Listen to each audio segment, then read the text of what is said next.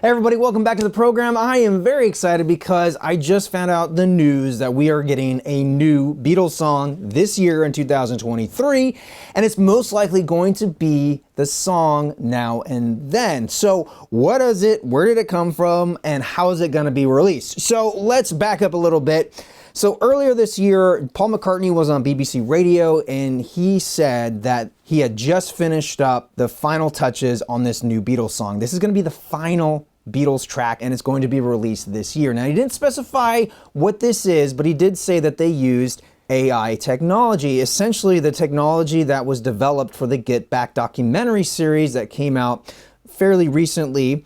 And in that documentary series, they were able to extract the Beatles' voices from this rather poor quality at times mono audio track. And a lot of times the Beatles intentionally played really loud to mask their voices.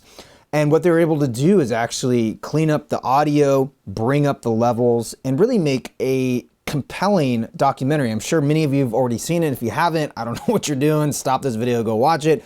But suffice it to say, this technology allowed for this much more truthful and honest picture of what really happened during the Let It Be sessions. What's really exciting about it is that technology is now being used for this demo. Now, where this demo comes from is that in 1994, Yoko Ono gave Paul McCartney 2 cassette tapes that were John's. Now, he had recorded several demos on here, not necessarily complete songs, maybe just song ideas. And as they were working on the anthology project, in 1995, the Beatles stepped into the recording studio to record new parts for these songs along with producer Jeff Lynne. And out of that project came 2 released singles, and that was Free as a Bird and Real Love.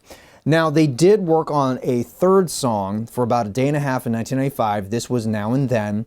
It was supposed to be released on Anthology 3.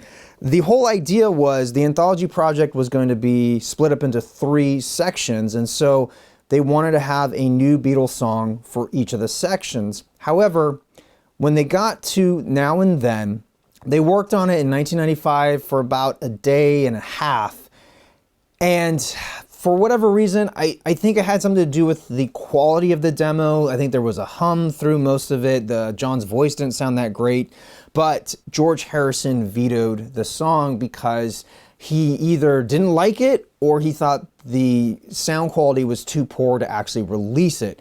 So it was shelved, and instead we had a different song put on Anthology 3. And so the song just kind of sat there until recently with the technology from the documentary Get Back. They were able to extract John's voice and essentially mix it as if he had stepped into the recording studio and recorded his vocals separately. Now they were able to resurrect the tracks that the 3 remaining Beatles had recorded in 1995 and put them together in a new mix and release this song. And John Lennon's demo is available online. There are different versions out there. You can just Google them, John Lennon Now and Then, and there are some fan-made versions of what the Beatles will sound like. But as far as the general public goes, no one's heard this song as of yet because it's just kind of sat there forever. And there's been speculation that it was going to come out eventually. But no, this is exciting. It is going to come out this year, and I would imagine it's going to coincide with the holiday shopping season, as the Beatles have been so consistently doing for the last 6 or so years now. But it does beg the question, how is it going to be packaged? Because it's just one song. Now, some people are speculating that the red and blue compilations could be remastered and re-released. I'm kind of doubtful on that. I don't think there's going to be a re-release of the anthology collection. My guess is that we'll either see some sort of 7-inch released, perhaps bundled with Free as a Bird and Real Love, because this particular release came with the Beatles single collection. And I could see something like that, perhaps a double 7-inch gatefold, not unlike the original version of Magical Mystery Tour. That could be really interesting. Perhaps a companion book or booklet sort of chronicling the anthology series. That could be kind of cool. I mean, a truncated version. Obviously, there's the giant mammoth tome that is the anthology book, but maybe perhaps a more specific the Beatles and Jeff Lynne working on these songs could be a really nice companion piece for this. But beyond that, I really don't know. I'm really curious to see where they're going to take this. And with that, I want to know what you have to say. Are you excited for this? What sort of packaging do you think this single is going to come in? And do you think they're going to re-release any of these compilations?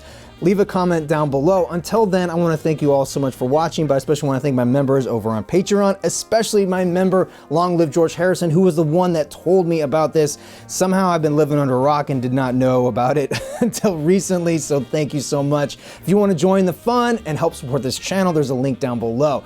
I'm your Vinyl Geek, and I'll catch you on the flip side.